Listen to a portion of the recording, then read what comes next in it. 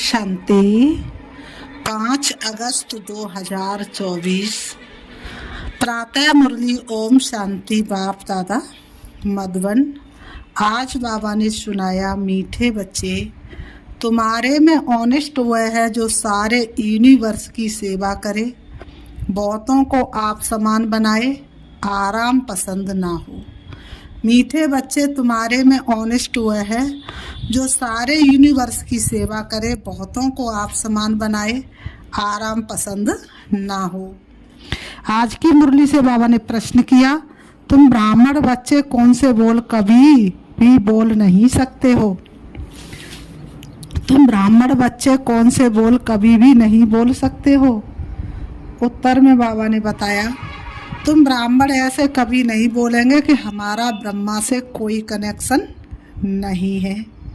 बाबा ने कहा, तुम ब्राह्मण कभी ऐसे नहीं बोलेंगे कि हमारा ब्रह्मा से कोई कनेक्शन नहीं है। हम तो डायरेक्ट सी बाबा को याद करते हैं।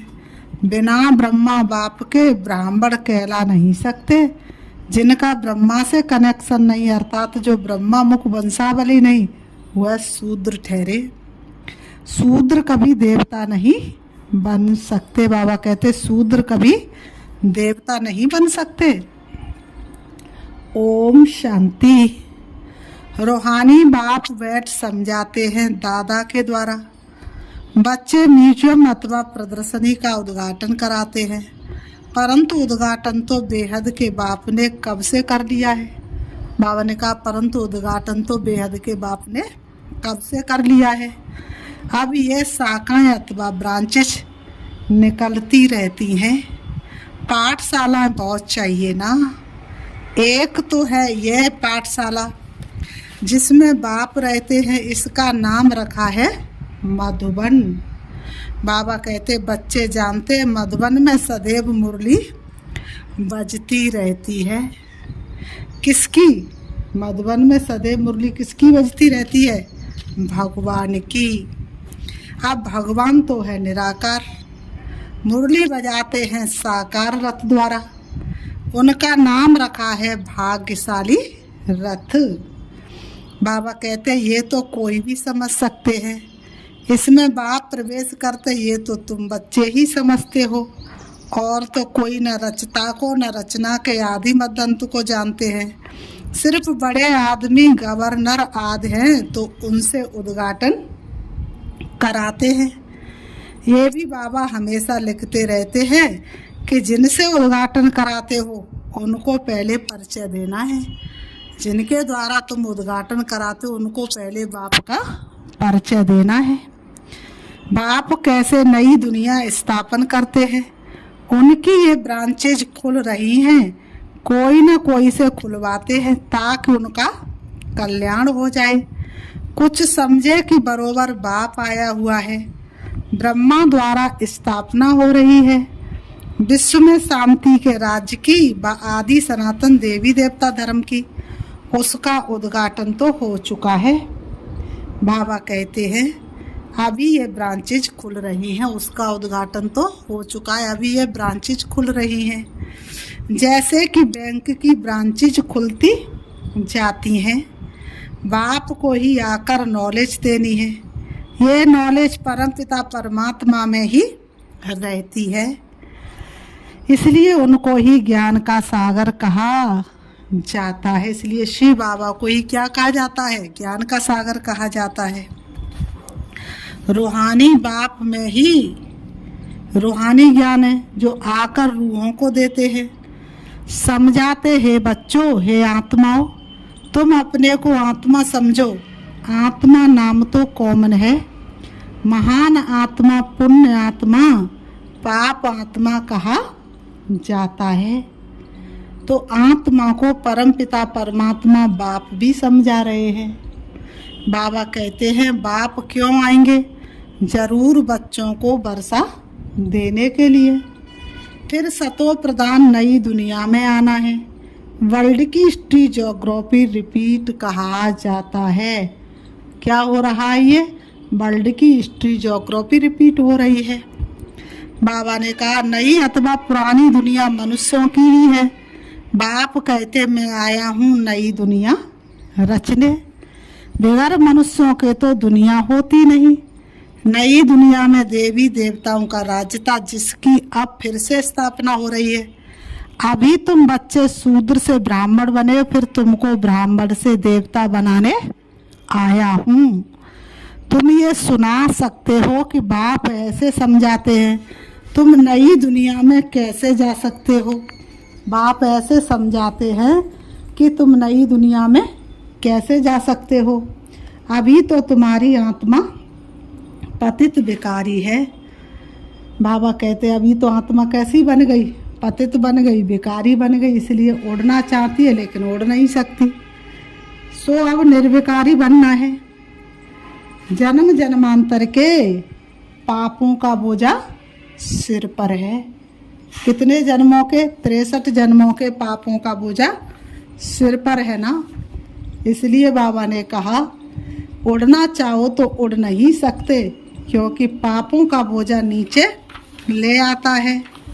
तो बाबा कहते हैं पाप कब से शुरू होते हैं?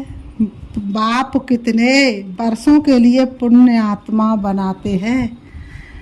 यहाँ भी तुम बच्चे अभी जानते हो, बाबा कहते यहाँ भी तुम बच्चे अभी जानते हो, 21 जन्म तुम पुण्य आत्मा रहते हो, फिर पाप आत्मा बनते हो।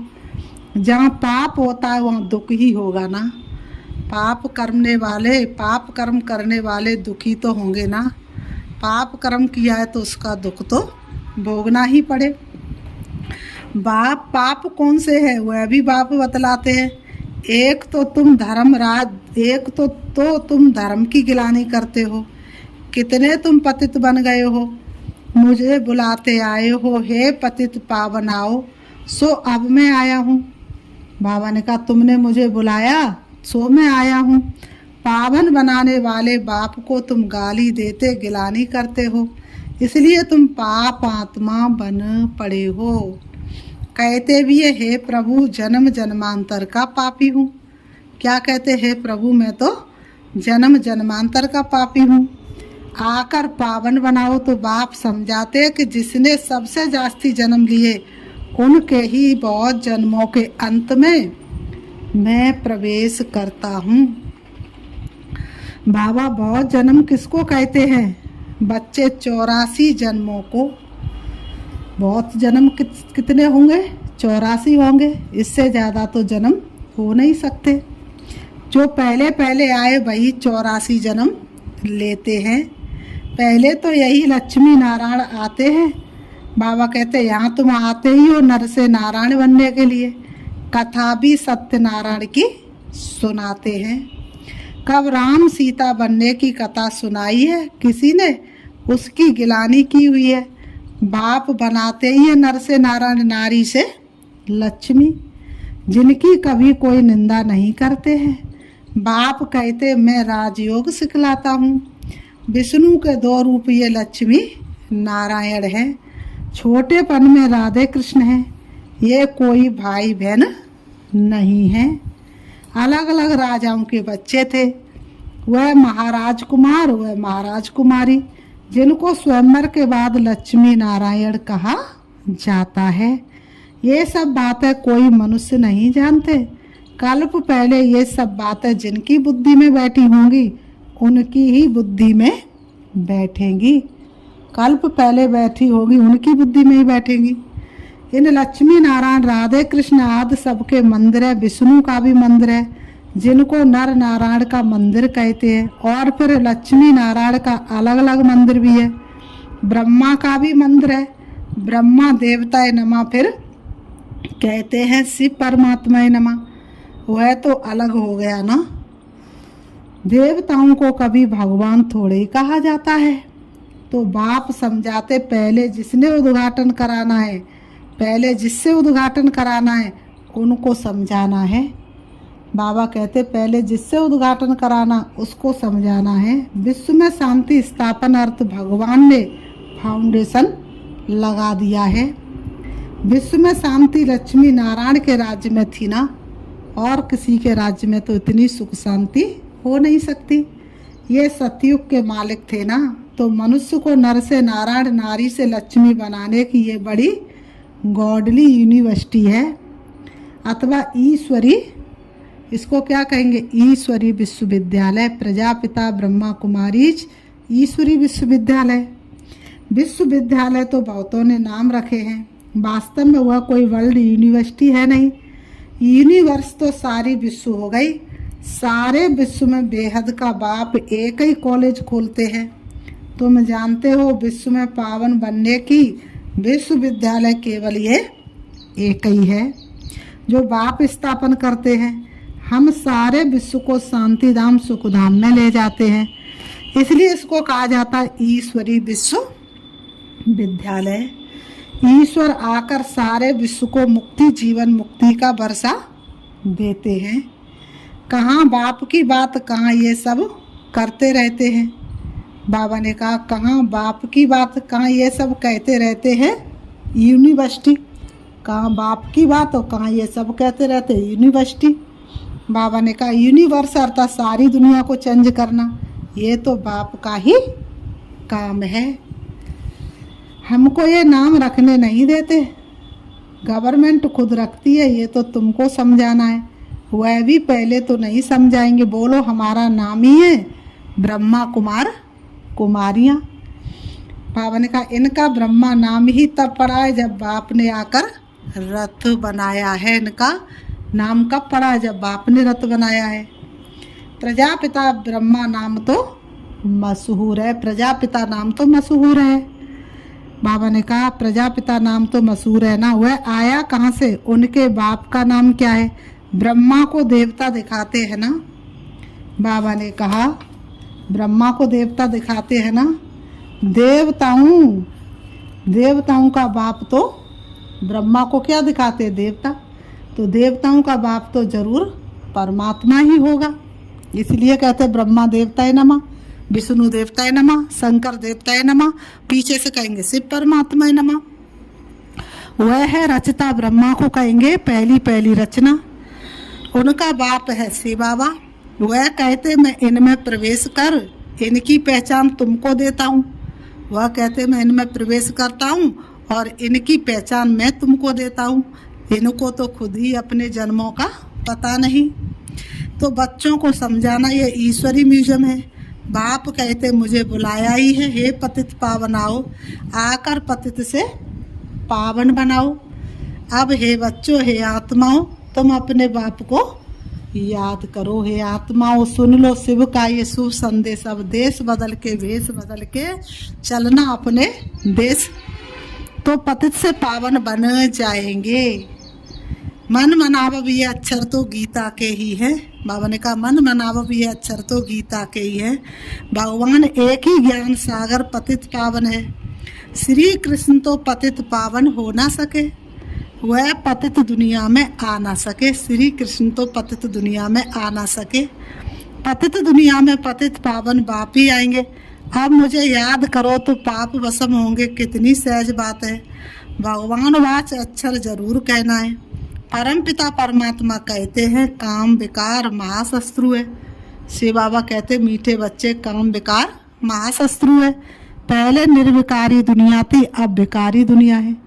पहले दुनिया कैसी थी, संपूर्ण निर्विकारी, जहाँ विकार का नाम निशान नहीं, और आज संपूर्ण विकारी दुनिया है। देखो प्रकृति भी कितनी तमो प्रधान है।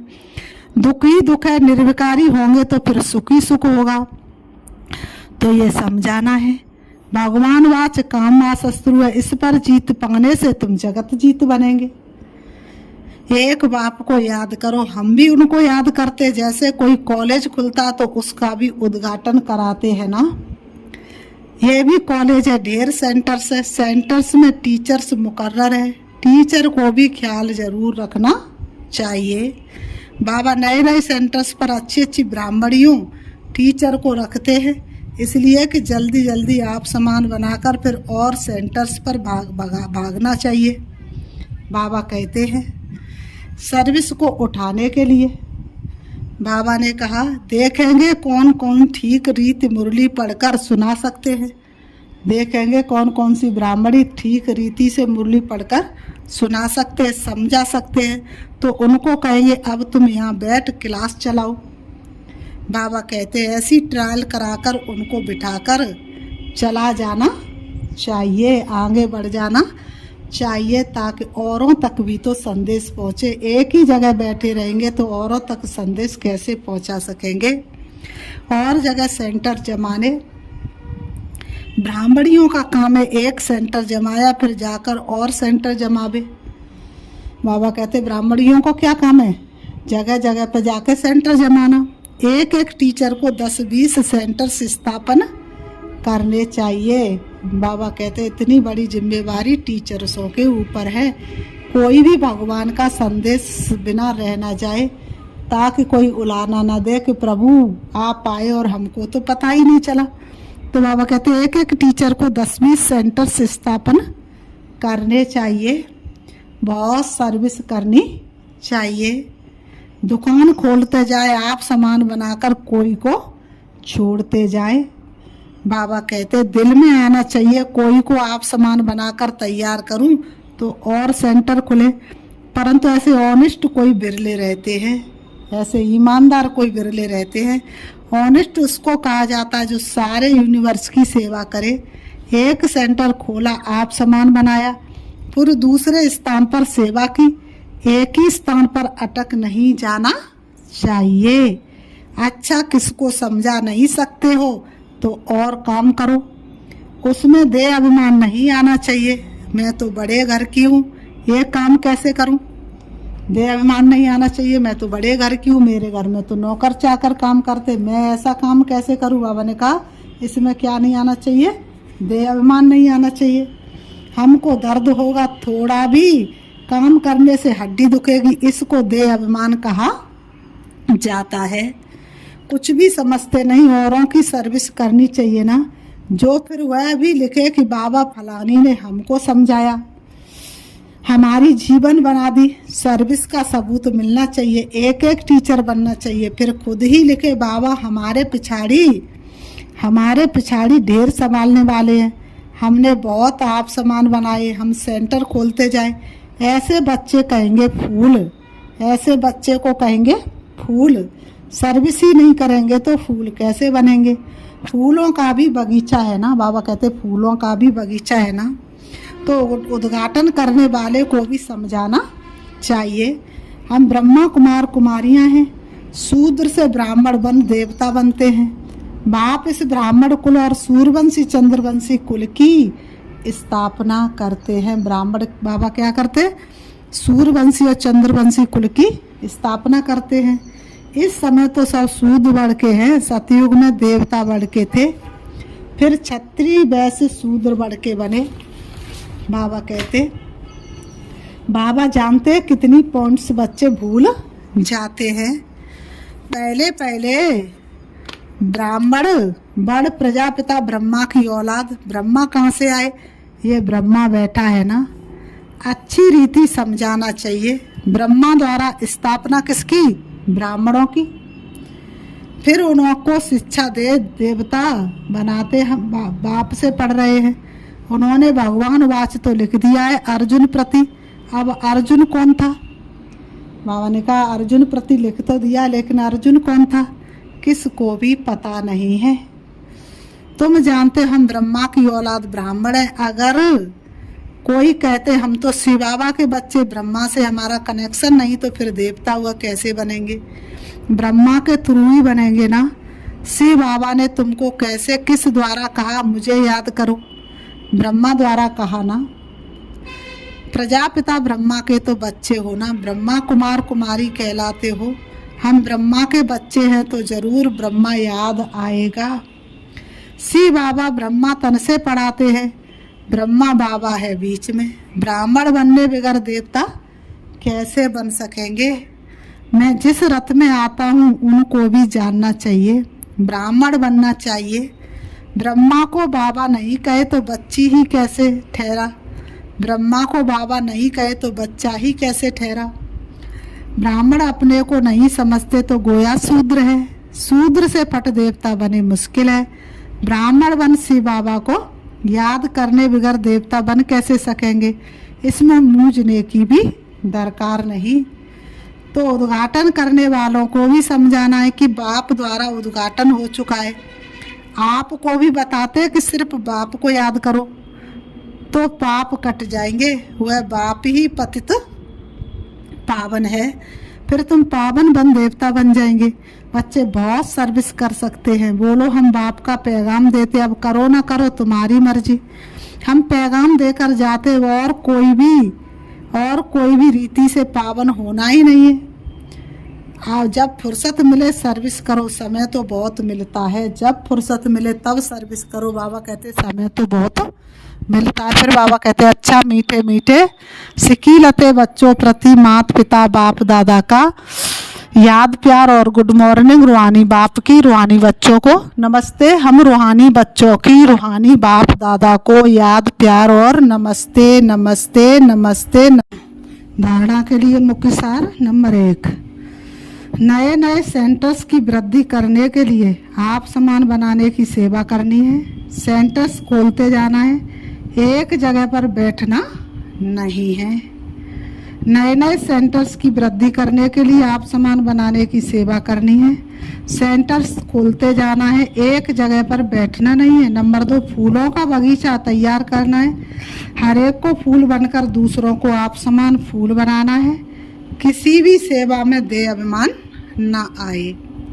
आज की मुरली से बाबा ने वरदान दिया, सर्व पदार्थों की आसक्तियों से न्यारे अनासक्त प्रकृति जीत भव। सर्व पदार्थों की आसक्तियों से न्यारे अनासक्त प्रकृति जीत भव स्पष्टीकरण है। अगर कोई भी पदार्थ कर्मेंद्रियों को विचलित करता है, अर्थात आसक्ति का भाव उत्पन्न होता है, तो भी न्यारे नहीं बन सकते। इच्छाएं ही आसक्तियों का रूप है। कई कहते इच्छा नहीं है लेकिन अच्छा लगता है, तो ये भी सूक्ष्म आसक्ति है। इसकी महीन रूप से चेकिंग करो कि ये पदार्थ अर्थात अल्पकाल सुख के साधन आकर्षित तो नहीं करते हैं। ये पदार्थ प्रकृति के साधन हैं। जब इनसे अनासक्त अर्थात न्यारे बनेंगे तब प्रकृति जीत बनेंगे। स्लोगन, मेरे मेरे के झमेले को छोड़ बेहद में रहो तब कहेंगे विश्व कल्याणकारी। मेरे मेरे के झमेले को छोड़ बेहद में रहो तब कहेंगे विश्व कल्याणकारी। वास्तव में मेरे में ही तो सारा फेरा है ना। तो बाबा कहते हैं दाता की देन दाता को अर्पण करो और मेरा मेरा नहीं करो। अच्छा, ओम शांति, ओम शांति। अभी हम बाबा को याद करते हैं। चलिए देखेंगे अपने आप को। मैं एक आत्मा हूँ, मैं आत्मा लाइट स्वरूप हूँ, अति सूक्ष्म हूँ। दोनों ब्रह्म के बीच प्रकृति में विराजमान हूँ। शरीर तो वास्तव में मुझे आत्मा का एक वस्त्र है जो मैंने धारण किया है। वास्तव में मुझे आत्मा का घर परम धाम शांति धाम है, जहाँ की मैं आत्मा रहवासी हूँ। मेरे पिता परमात्मा ज्योति बिंदु शिव उस परम धाम के रहने वाले हैं। सृष्टि रंगमंच पर मैं आत्मा पाठ बजाने आई। मैंने अनेक नाम रूप वाले वस्त्र धारण कर पाठ बजाया। अब मेरा पाठ पूरा हुआ, मुझे अपने घर वापस जाना है। मैं आत्मा चली जा रही हूँ। मन और बुद्धि से हवा से भी तेज, सूरज चांद सितारों से पार, सूक्ष्म वतन से ऊपर मैं पहुंच जाती हूँ। आत्माओं के देश, सुंदर दुनिया, परम धाम, जहाँ हल्के सुनहरे लाल रंग का आसमान है, चमकता हुआ दिव्य सितारा, वही मेरा शिव बाबा है। मैं आत्मा अपने शिव बाबा के सामने हूँ। उन्हें अपने दिव्य चक्षु से निहार रही हूँ, देख रही हूँ शिव बाबा के शांत स्वरूप, शिव बाबा आनंद स्वरूप, शिव बाबा शांति के सागर, आनंद के सागर, सुख के सागर, प्यार के सागर, सर्व शक्तियों के सागर पिता परमात्मा मेरे सामने है और उनकी सातों रंग की किरणें निकल निकल के मुझ में समाती जा रही हैं और मैं आत्मा धीरे धीरे प्रेम स्वरूप, शांति स्वरूप, आनंद स्वरूप, सर्व गुणों से संपन्नता का अनुभव कर रही हूँ। शिव बाबा से शक्ति लेकर मैं वापस आ रही हूँ। परम धाम से नीचे, सूक्ष्म वतन से नीचे, सूरज चांद सितारों से भी नीचे आ जाती हूँ सृष्टि रंगमंच पर। आकर के दोनों भ्रुओं के बीच भ्रकुटी में विराजमान हो जाती हूँ। मैं शक्तिशाली आत्मा हूँ।